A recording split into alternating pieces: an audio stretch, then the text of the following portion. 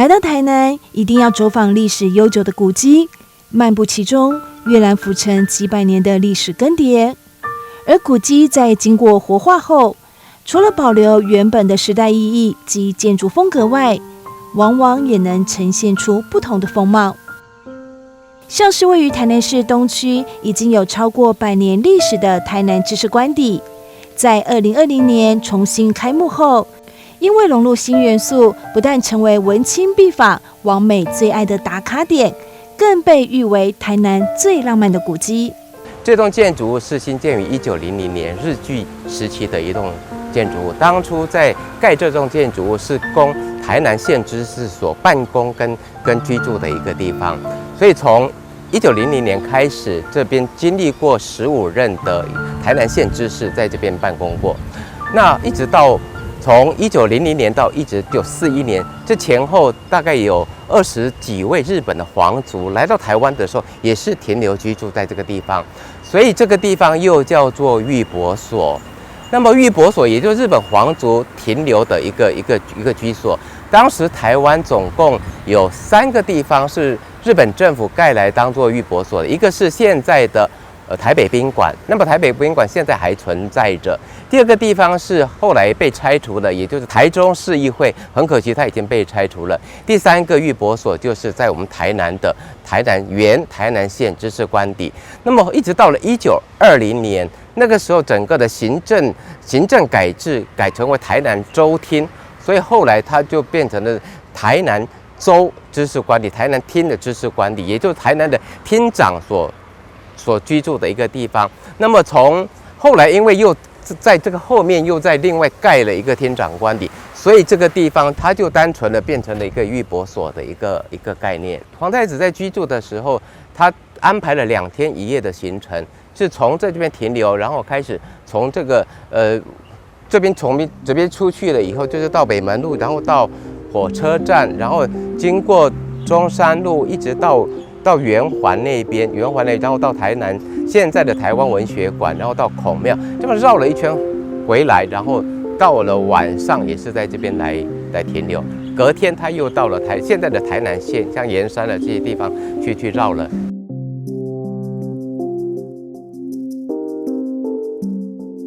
知识官邸在作为日本皇族御破所期间最重要的一段历史记录，就是1923年日本裕仁皇太子来台行启行程中，在台南短暂停留2天1夜时，就是下榻在官邸。除了丰富的历史底蕴外，知识官邸优美的建筑风格也是吸引游客到访的主要因素。作为台湾在日本时期专造建筑的重要地标，是典型英国在南洋所建造的殖民样式的建筑风格。这栋建筑大家可以看到，它的中央以及2侧都是呈现一个8角的一个形状。它是因为它是日治时期所兴建的，日治时期我们那个时候它是仿英国殖民建筑物的一栋建筑物。也是，其实我们在南洋地带看到很多类似的一个建筑，所以我们有时候我们到印尼啦，到菲律宾，甚至到厦门的鼓浪屿啦等等，这些有些城市都有类似这样的一个建筑物。那么这个建筑物它所用的主要建材，大家看到那个红砖，那个红砖是称为燕子砖，这个砖是来自于福建，因为当时在新建这栋建筑物的时候的材料的取得，大部分都是就地取材，用台湾现有的材料以及闽南一带现有的材料可以取得的材料来使用的。所以这栋建筑物的你看到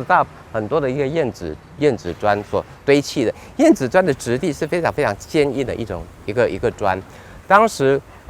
记得在历史文献上有提到点了一下，就当时在盖的这个的时候，有征召了3000名的囚犯，3000名的囚犯一起来打这个砖，然后来砌这个砖，这是当时的一些记载。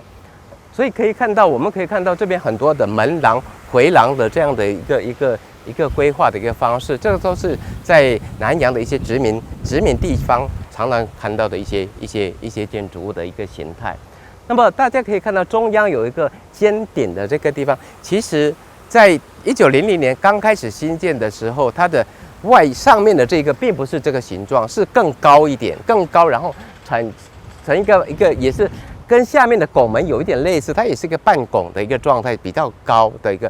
那当时这栋建筑物，因为它是一个独立的一个官邸，所以它其实是有围墙的，而且当时前面是有一个护城河的一个概念，所以它是有一座桥这样过去的，又衔接到北门路。那这一段，因为从外面来看的话，它就是比较好像比较森严呐，比较不容易亲近哈，所以它变成是比较崇高的一个权威的一个代表的一个感觉。那么从远处看来的话，当时那高高的那个半圆拱上面有感觉好像一个时钟一样，所以在台南这个地方，它又被称为时钟楼，是这样子来的。1998年，知识官邸被指定为市定古迹，也展开为期10年的修复之路。而后更积极推动古迹活化使用。2020年，以知识官邸生活馆为名，设立展览、课程、家居用品、午茶、餐酒等项目，展现出另类古迹风貌。那么我们把它定位为知识官邸生活馆，它是一个生活馆的一个概念，也就是说，我们是希望通过这个实体的历史古迹来传达我们对生活美学的一个态度，也就是我们是希望向这个城市来告诉大家说，生活美学它是必须要去养成的，所以我们这边就规划了很多的活动、展览、课程、选物。以及所有一些餐食等等，我们有很多的面向，我们有一些市集，我们要希望通过很多的生活的面向来告诉大家，生活美学是一个很重要的东西，而且它是可以被养成的。我是希望通过这样子，我们努力以后，变成生活美学，它能够真正落实成为人们心目中的一种基本的一种态度跟信仰。那么有这种态度跟信仰的时候，它是产生一种自发性的。以后大家家里的门前也好，家里的每一个不属于你的空间，你都有那种美学的概念，想要把它弄得很好。这是我想这样子的话，变成整个台湾的美学的整个的一个基础，美学的一个涵养会更好一点。我们不要再说欧洲好漂亮，我们是希望它以后大家说台湾好漂亮，是因为我们有很基本的一个基础美学的一个养成。也许就是从单纯观赏用的古迹，重新被赋予被使用的意义，所以来到知识官邸，可以感受到截然不同的古迹氛围。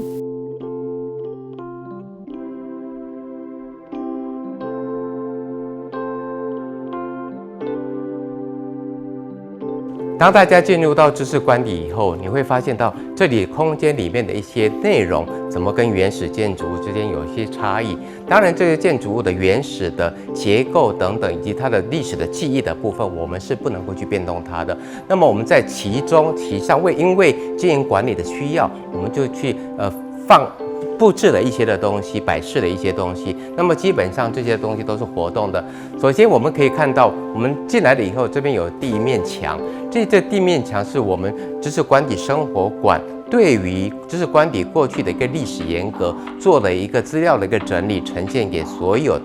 的市民朋友以及游客。然后从这个展墙开始，我们顺着这个楼梯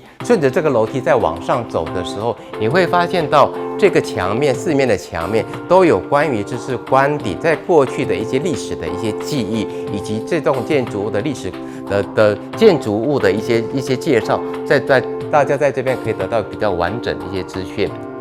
OK， 那么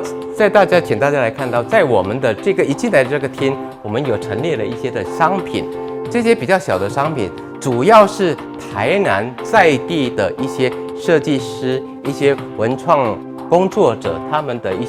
些作品，他们一些商品。我们也是希望通过这个历史建物的场域，能够第一个让在地的一些设计师、艺术创作者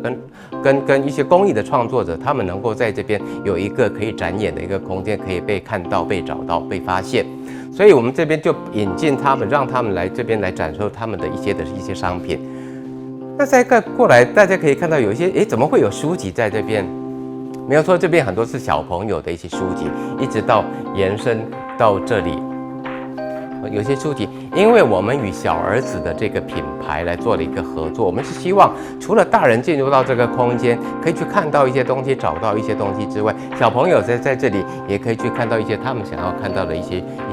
书籍。那么，然后从这里带到大家可以看到很多的不同面向的一些的商品、纪念品，这些都是比较小件的东西。我们也是让各种在地的一些厂商们、在地的一些创作者、在地的一些商家，他们的一些东西能够进入到我们这个馆里面。那么在未来，我们会引进更多的在地的一些的纪念性的商品、文创的商品进入到我们场域。我们也会针对知识官邸生活馆，我们已经慢慢去开发很多只有专属于台南知识官邸生活馆的一些纪念商品，大家都会在这个空间里面来看到。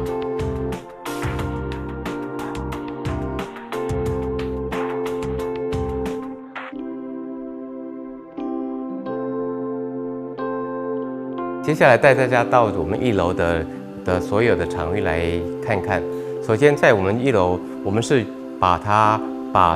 餐酒馆跟生活选物的概念带进到这个馆里面。我们是希望生活化的东西，通过这种生活化的元素，吃的啦以及用的这些东西，来让所有的观光客、游客们能够去看到这栋建筑物，去亲近这栋建筑物。首先，我们可以看到这个角落，在1楼的地方有个角落，它怎么有一个凹陷下去？它不是一个地下室，其实它是一个地窖的一个概念，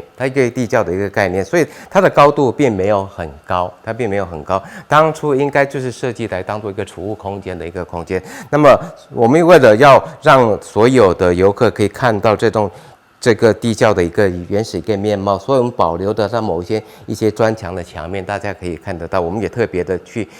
用一些灯光打出来，让大家可以在这边可以很清楚的看到。另外，我们这边其实我们这边所有的一些桌椅都是在这边可以做的是用餐的，因为我们1楼就是一个餐酒馆的一个概念，所以在这边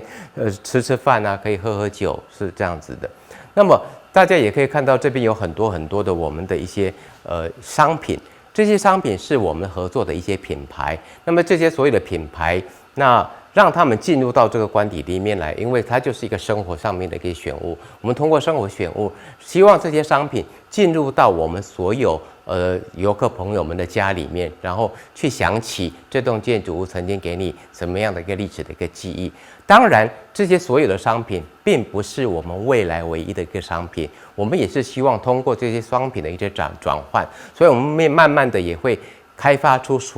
专属于我们知识官邸的很多的一些商品，而且我们把它定位为是一个恰恰好物的一个概念。恰恰好物就是我们希望通过生活美学去传递生活刚刚好，恰恰好生活，恰恰好的生活，恰恰好的好物。也就是什么东西我们不要太过，不要不足，就是刚刚好，这是我们未来想要去传递的一个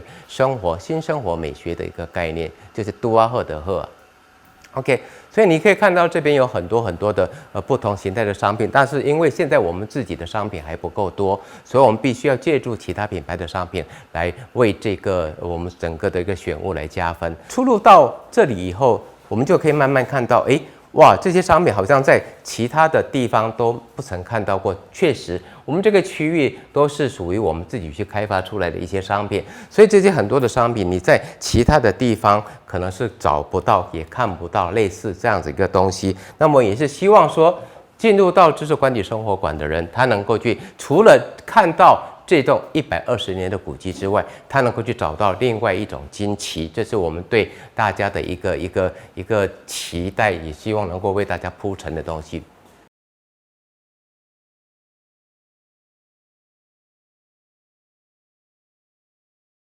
接下来进入到这是我们的餐酒馆的一个吧台区域的，这个吧台区域就是我们希望所有的游客们他是可以坐在这里。所以看到我当初在规划设计这个的地方的时候，我们就希望游客们是坐在这里的时候，他可以在这边吃饭、喝酒，他可以去看到这栋建筑物的外面的一个景观，而且可以看到这栋建筑，当初的这个窗帘盒上面的窗框以及门窗是为什么会是这个样子？这个都是当时120年的建筑物的100%的一个呈现。我们希望它是跟我们这个场域做一个完整的一个结合。通往2楼是充满历史感的木造扶手楼梯，墙壁上则挂着知识官邸历史故事、建筑演进说明，还有日本皇族到此的老照片等等，非常珍贵，可以对知识官邸有更多的了解跟认识。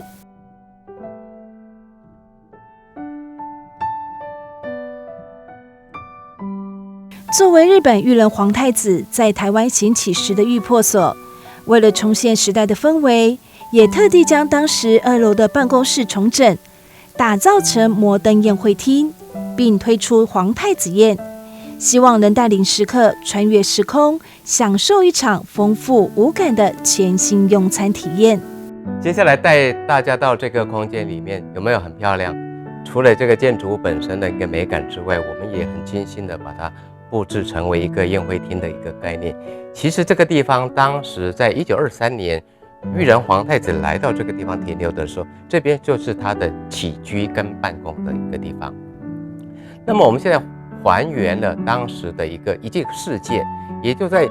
1923年日本裕仁皇太子他东宫行乞的12天当中，其中只有一餐吃了台湾的料理。这台湾料理当时的总共有14道菜，可是当时的料理是在台北吃的，那时候的国宴是在台北举行。那么我们在台南的知识官邸就是重新去复刻了这个皇太子宴。那么这个皇太子宴是我们跟台南的金鹰酒店合作推出的一个复刻版的皇太子宴。我们是希望把当时的菜色，当时的总共的14道的菜色，我们通过金鹰酒店的主厨重新给它复刻还原，成为一个精致的一个餐宴，让大家可以来到台南知识官邸生活馆，享用在这个空间里面享用这个皇太子宴。那么这个场域平常的时候，如果我们没有在办一些餐宴的时候，我们就会去展出一些我们自有的一些商品。大家同时可以看到我们这些墙上面是有一些艺术品的一些画作，其实这些都是台湾年轻的艺术家的一些创作。所以我们也是让台湾的很多的年轻的艺术创作者，不管是绘画或者是雕塑或者是其他的艺术创作，我们都让他们进入到这个场馆里面来。我们是希望所有来到这边的人可以看到原始的原创的艺术家们他们的一些创作的一些能量，因为这些的年轻的艺术家可能平常没有机会被看到，那么我们是希望能够去扶持他们，来帮助他们。所以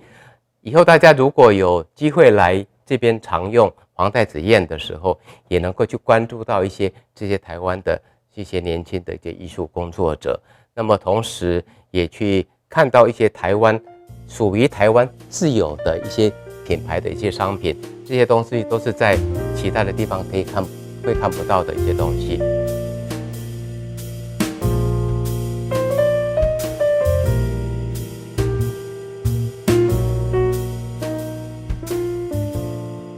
在宴会厅后方则是当时皇太子休息室，馆方也将当时精致洋化的室内风格以历史文物陈列，加上用心营造的复古氛围复刻重建，如今成为文物事物商品展示空间。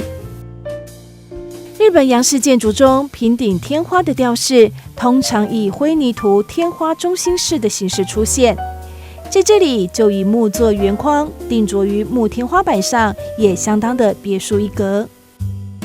另外像是窗帘与门帘的木造设计也都有特别的造型，相当少见。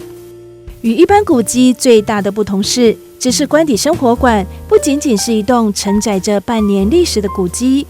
古迹活化后以皇室食衣住行的概念创意经营，也成为文化艺术创作者的展场、年轻设计师的舞台、生活时尚的空间，让知识官邸的百年风华有了新的意涵。大家现在来到的这个空间是我们2楼的一个比较开阔的一个整个的一个展区。这边就主要作为我们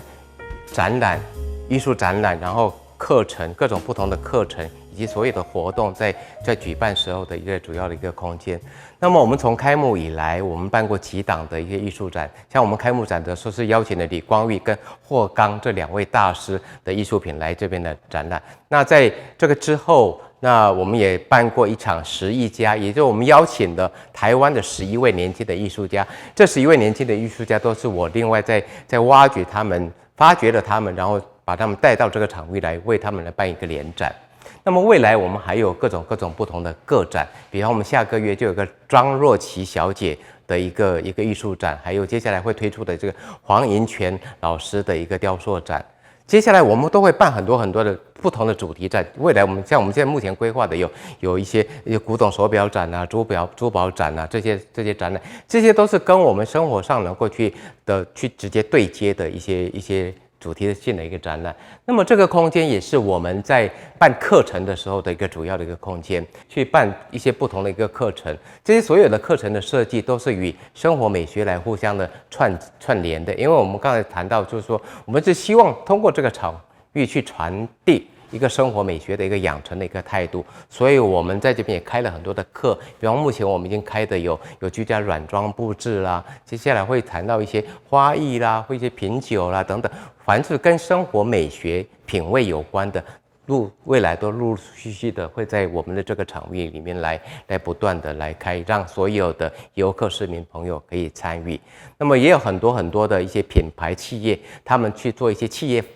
一些商品发表的时候也来到我们这边，像上一次有一个文创商品，他们的自己的一个发表会，他们也是利用我们这个场域召开了一个记者会。所以基本上这个场域它就是通过展览、课程、活动等等不同的一个创意性的一个规划，让所有的消费者跟我们的游客市民朋友进入到这里来的时候，除了去看到这个建筑物本身的美感之外，还能够去对接我们生活上面去会碰触到的所有美学跟品味。透过多角化的经营，注入更多创新的理念及想法，在既有的古迹建筑外的场域，也陆续举办各项活动，像是户外婚礼、主题餐宴以及特色市集，都是希望透过活动邀民众走进百年古迹。未来也将结合美食文化、文化艺术及时尚生活，推出皇太子旅行体验。因为我们本身是一个创意的一个团队，我们是从创意设计的这样一个领域里面出来去接受委托经营知识管理的一个团队，所以创意在我们的脑子里面永远是不缺乏的。所以我们是希望通过这个场域一直在办不一样的东西，让人家看到。所以接下来我们会去推出各种的一些不同的一些刚才说到的一些展览之外，各种不同的艺术形态的一些展览，一些主题的一些展览都会在这里来被看到。那么同时我们也开始去推动各种不同的活动。那么我们原来就有一个属于自己的一个市集，叫做好事底家这个市集。这好事底家是每一个月的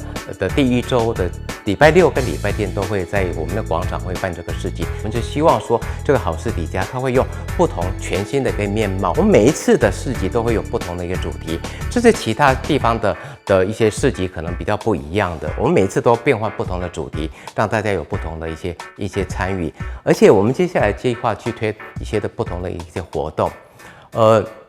因为在1923年。